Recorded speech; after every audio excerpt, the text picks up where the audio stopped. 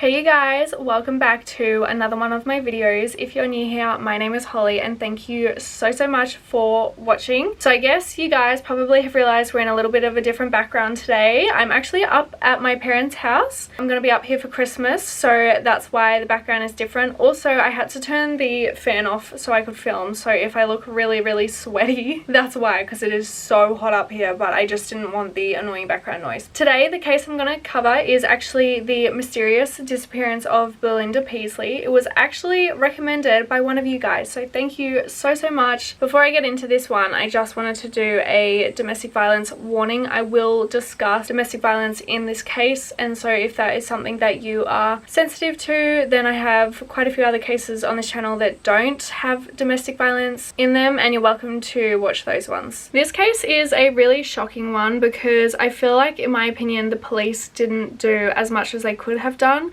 to get it solved in the beginning, and so I feel like because of that a lot of things were missed. But I'll tell you a little bit about Belinda. So Belinda Peisley was born in 1979 in the Katoomba area to Mark and Leslie. Her father actually didn't know that she was born at the time because I believe he was quite violent towards Leslie and he was an alcoholic and whatnot, and so when she became pregnant she actually didn't tell him that she was pregnant. Katoomba is located in the Blue Mountains in New South Wales. It's located just over an hour and a half away from Sydney CBD, and it's a beautiful tourist town that a lot of people visit, mainly because it has 3 rocks that are called the Three Sisters, and they're basically just a famous Australian landmark that a lot of people want to go and see because it is really pretty. I'll insert some photos here of what they look like, and there is also a lot of walking tracks in the area, so Katoomba is just really scenic. Underneath the tourism is a very tight-knit community. Katoomba is a small place, and so everyone knows everyone. And I'm not so sure about now, but I believe in the 90s there was a larger percentage than average of people who participated in drug use, and I know that currently the unemployment rate is slightly higher than the national average as well, and I couldn't find stats for the late 90s for that, but I'm going to assume that it was similar. And so I guess you could say that Katoomba had a good side and a not so good side, which is pretty similar to any other town or suburb really. Growing up, Belinda didn't have the easiest life. Her mum struggled with mental health issues, which means at times she found it hard to look after her daughter, but she did really love Belinda, and I mean, how could you not? Belinda just seemed like such a beautiful, happy kid, and she would always help out around the house. She would always help her mum with cleaning and, you know, making her cups of tea and whatnot. Belinda also had a lot of support from her aunt, Sharon Versace. Sharon actually lived with Belinda's mum, Leslie, when Belinda was born, so Sharon was literally there with her from when she was born, and Sharon cared a lot about her niece. From the day she was born, Sharon was always there for Belinda right up until her disappearance. Belinda's dad wasn't around that much in her younger years, and I can imagine this had an impact on her, and I think this was also one of the reasons why she was so close with her aunt. But despite all of this, Belinda was a wonderful kid. She was so caring and happy, and she loved animals. There were times when she would bring home stray cats, and I'm sure this drove her mum mad, but Belinda just couldn't help it. When Belinda was in her teenage years, she actually did a little bit of modeling, and I can see why. She's totally beautiful. She also loved fashion. Around the same time, she started to dress a bit darker, a bit more gothic. She actually dyed her bright blonde hair black, and she really felt in her element expressing herself this way. Her home life wasn't going as great though. She fought with her mum often, and she would often stay at women's shelters as well as her aunt's house, who by this time had moved out of Leslie's place. As Belinda got older, she started experimenting with drugs. Speed was one that she used often and sadly got addicted to. People never choose to become addicted to drugs. It's often something that happens when people have a trauma that they're trying to deal with. And I'm not necessarily saying that that had happened with Belinda, but I think it's just important to give people a bit of understanding when it comes to drug use. Belinda had tried to get sober too many times. She'd had help from my auntie, and she'd also actually gone to a rehab center. But addiction is a serious thing, and Belinda continued to struggle with it. When Belinda was 15, she actually found out that she was pregnant with a little boy who she ended up calling Cody. Belinda absolutely loved Cody. She loved caring for him, and she had a lot of help from her mum and her auntie Sharon as well. There's not much known about Cody's dad. I couldn't find his name, and Belinda didn't stay with him very long after Cody was born anyway. Something really exciting for Belinda though that happened not long after Cody was born was that she was actually given $150,000 in inheritance. She was given it by a great uncle of hers who didn't have any kids, and she used this money to buy herself a little house in Katoomba, which she was able to pay for in full and have a bit of money left over from. And she loved that house. She had so much fun setting up Cody's room, and she bought new curtains and lots of new toys for her baby boy. And the house looks almost out onto like a forest, and I just feel like it would be so peaceful being there. I feel like Belinda would have felt that way at least anyway. Belinda was really excited about this inheritance, which I don't blame her. I would be so excited if someone wanted to give me $150,000. If anyone is willing, please feel free. I'll link my email below. But anyways, this isn't about me. Belinda was really excited about this inheritance, and she ended up telling some friends and acquaintances, and she noticed that people started to hang around her a little bit more. Like I mentioned before, Belinda was into drugs, and people knew that if they were around her, they would be able to get drugs for free too. And so because of this, she gained a lot of people that probably had the wrong intentions when becoming friends with her. It was quite common knowledge that she had a lot of money. After a while, Belinda caught on to this, and it really upset her because she felt like she was being used. She told one friend, Heidi, that her house felt like a public toilet with people just dropping in and out at all hours of the day and night whenever they wanted to. And Belinda felt depressed because of this. She just struggled to know who her real friends were, and I could totally imagine why that would make you feel that way. When Belinda was 18, she actually had another little baby boy who she called Billy. Billy and Corey had two different dads, and Billy actually didn't end up staying with Belinda. He went to live with his dad, who I believe lived in Sydney. I can imagine that Belinda and Andrew, who was the dad of Billy, decided that this was probably the best option because, like I mentioned before, Belinda had her drug struggles, and I think they just felt like Billy would grow up in a more stable home if he lived with his dad. And I think that not long after this, Cody actually ended up going into Belinda's mum Leslie's care, and she would look after Cody most days. It had become clear to pretty much everyone that Belinda's addiction was really not going that well, and again, for the safety of Corey, they felt like it was better to put him in Belinda's mum's care. Belinda was really upset about this, and she would try to fill the quietness with her friends, but she did really miss her boys. Belinda's best friend at the time was called Heidi Wells, and Heidi said that Belinda would often confide in her. Heidi also had kids around the same age as Belinda's, and they would just talk about their kids and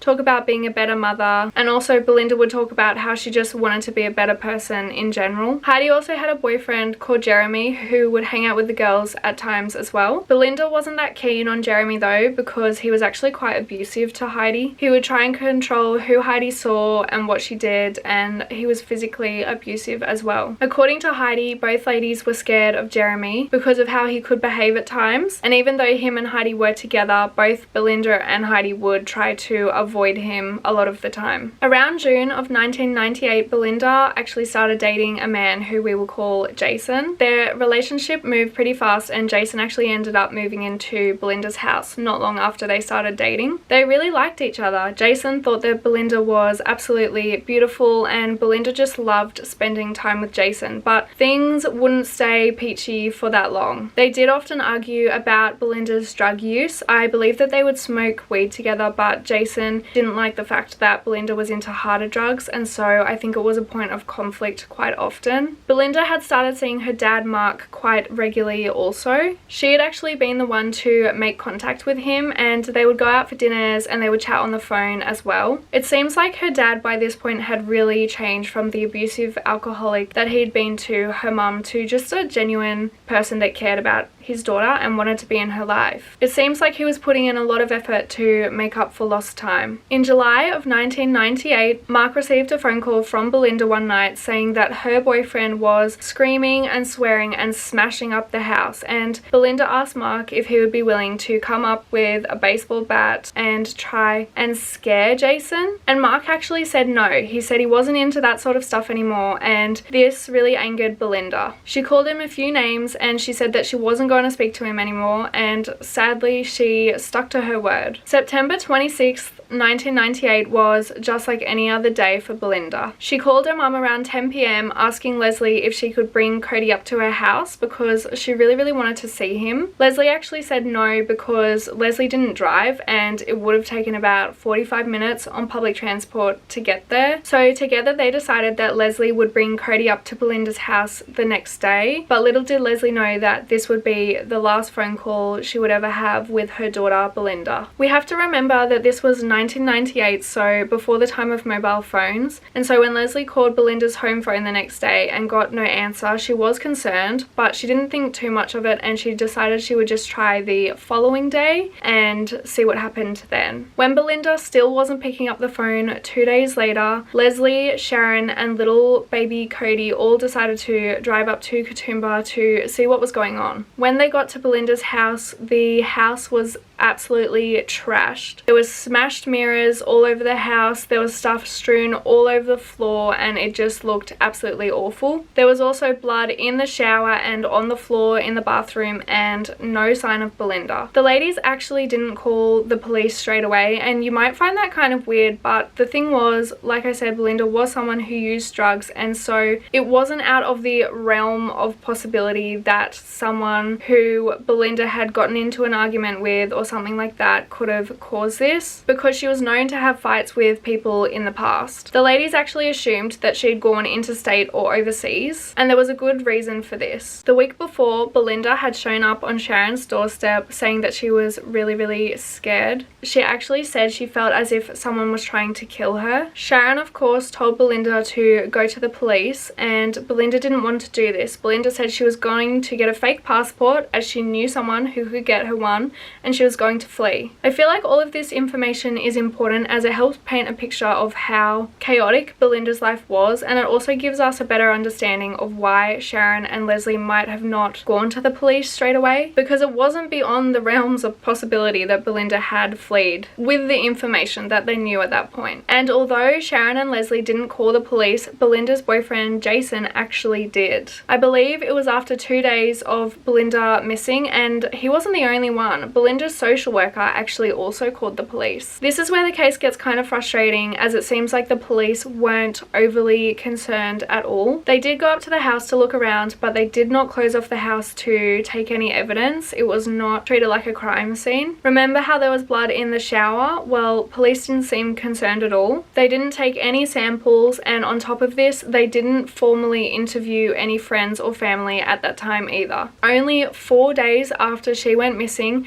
the case was marked as a case that needed no further investigation. It's widely believed that the reason police just had such a lack of interest was because Belinda was known to them as someone who was a drug user, and I feel like we see this time and time again with cases of people who use drugs. I feel like those cases often get less media interest, and I don't know, I just feel like there's a lack of empathy for people who are drug users. I feel like these people still deserve the same standard of care from the police. A few weeks after Belinda went missing, police actually did start looking into the case a little bit more again, and I believe this was prompted by the family actually going to police and telling them that Belinda was missing. And this is when her boyfriend was interviewed, and he actually had a lot of interesting information that probably would have been more helpful, you know, the day Belinda went missing. But anyways, police got this information and this is what it is. Jason said that night they had gotten into an argument. He said he'd gotten to the house in the afternoon and Belinda was already in a state. He said that she was throwing things around and yelling that nobody loves me, amongst other things. Jason said they started arguing, and by this point things were being smashed around, and the neighbor Ian actually said that he heard this commotion going on that night. He said he saw a TV thrown out the kitchen window that night, which kind of unrelated, but I feel like what a mission to throw a TV out a window. I feel like TVs back then were so heavy. I don't know how they would have got it out the window, but anyways, I digress. Ian, the neighbor, said that at one point Belinda stormed out of the house and down the street, and Jason followed her, where they argued for a little bit before Belinda went back into the house and Jason followed. Jason said at this point Belinda told him to leave, which he did. The police actually came to her house after all of this had happened because a neighbor had called them, being very concerned about hearing all the commotion, and when they got there they said that Belinda seemed really drunk and she had a cut on her arm, and because of this she she actually went to the hospital, where apparently she was just very unwilling to receive care and she just wanted to go home. And so she actually left the hospital pretty soon after she was dropped off. After this, Belinda must have come home to call her mum about seeing Cody the next day, but as we know, that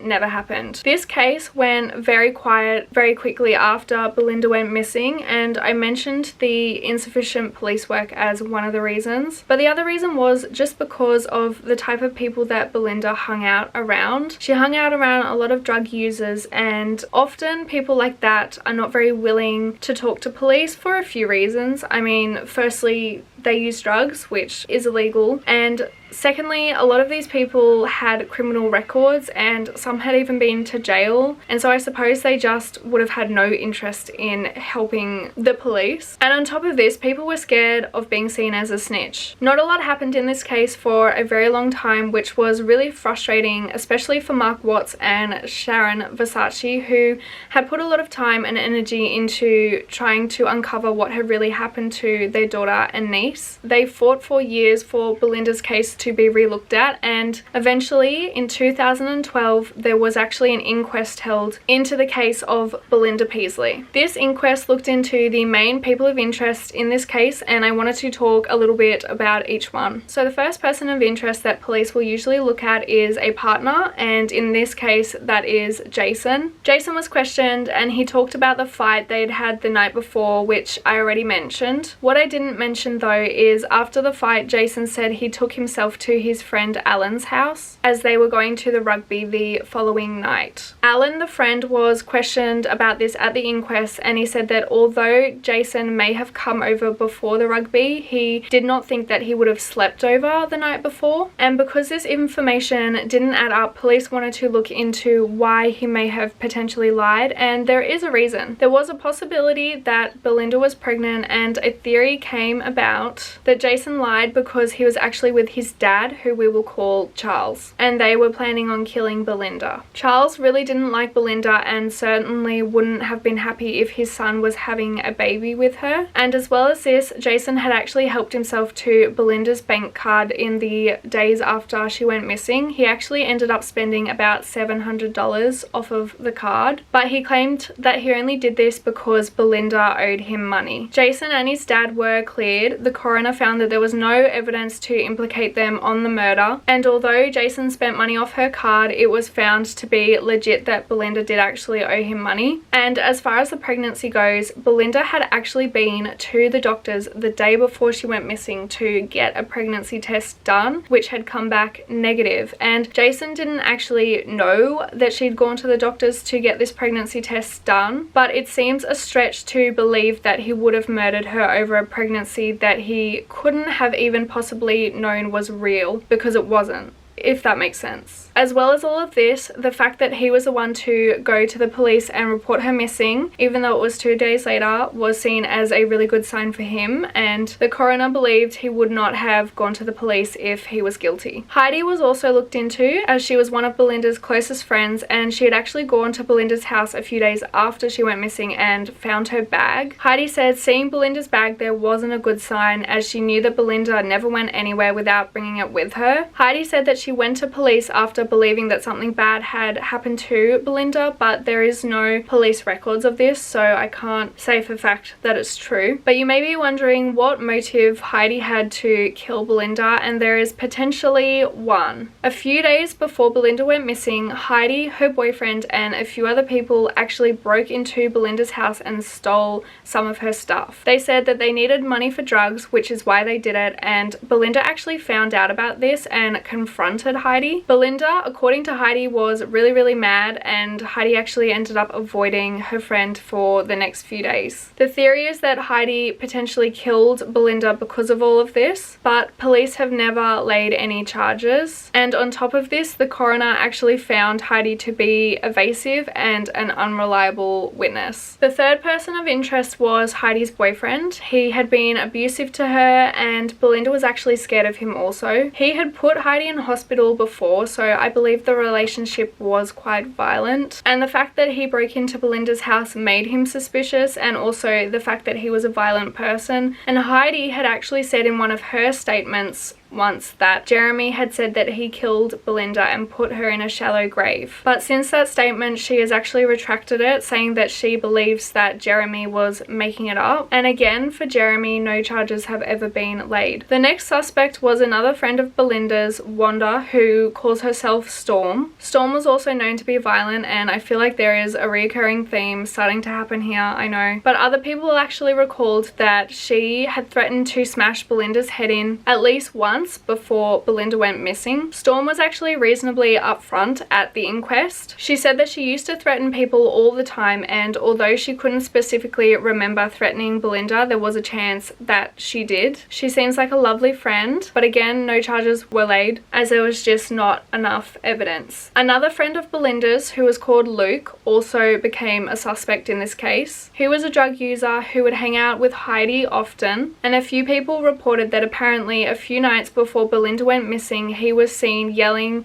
and screaming at her and standing over her. He would stay at Belinda's house from time to time, and he also had a very violent past. A lady called Corinne actually came forward saying that one time she was speaking with Luke and he said that he had killed Belinda and tossed her over a cliff. But of course, Luke denies ever having this conversation. He's been to jail for assaults and various other things as well, and at the inquest he was really angry. Not a lot came out of him being questioned though because of this, and again, like all the others, no charges have ever been laid. I have no idea who I think the guilty person is, but I would love to know if you guys have any thoughts or theories on what happened to Belinda. As for Belinda's boys, Cody and Billy, they're both adults now. I really feel for them. I feel like it would be so hard to not know what's happened to your mum. I believe that Billy lives with his dad Andrew still, and it seems like they have a pretty close relationship. Cody actually lived with Belinda's dad Mark until he was about 18, and then from what I could gather, after that he moved in with his dad. I don't know if they still live together, as Cody would be about 26 and Billy would be about 24, but I thought you guys would be curious as to what happened with the boys, so there you go. Hey you guys, editing me just coming in here quickly because I literally forgot to tell you one piece of important information in this case. In late 2018, detectives conducted a forensic examination under Belinda's home, and they actually found 3 items of clothing under the home. They found a nightie and also a skirt and a top, and obviously they examined these items of clothing and no further information has come out about these items of clothing, but I just thought it was an interesting piece of relevant information that I forgot to add in, so sorry about that, but that's why I'm talking about it now. Belinda's family, and in particular her dad, continues to fight to try and get answers as to what happened to his daughter. But with that, I come to the end of this case. Thank you so much for watching. I will link some domestic violence links below as well as some other relevant links. My Instagram is also linked. If you guys want to follow me, feel free. Please feel free also to give me suggestions of cases that I can cover next. And with that, I hope that you are all having a wonderful day wherever you are, and I hope I will see you in my next video. Bye you guys.